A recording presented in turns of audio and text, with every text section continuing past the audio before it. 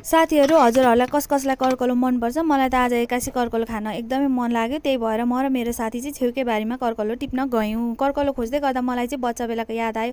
साथीहरू, पहिले मम्मीले माइतमा करकलो पकाउनुहुन्थ्यो। त्यति बेला करकलो देख्यो कि नखाने भनेर रुन्थेँ म।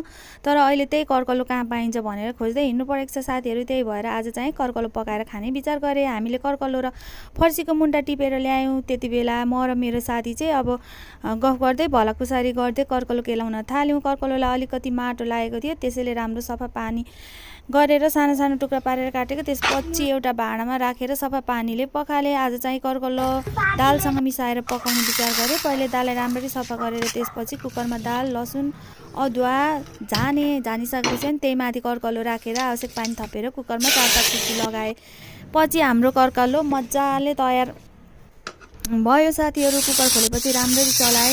हेर्दै हाम्रो स्वादिलो करकलो तयार भयो साथीहरू। त्यसपछि भात पकाए। एउटा थालमा भात, करकलो र दाल तरकारी राखेर खाना तयार गरेँ। आजको हाम्रो खाना भनेकै करकलो र भात हो साथीहरू। मेरो नानीले चाहिँ पनि करकलो एकदम मिठो मानेर खाइन्। नखाने मान्छेले पनि एकपटक खाएपछि फेरि खान मन लाग्ने रहेछ साथीहरू। साँच्चै साथीहरू, आजको करकलो यति मिठो भएको थियो नि, कुरै छोडिदिनुहोस्। घरमै टिपेको करकलो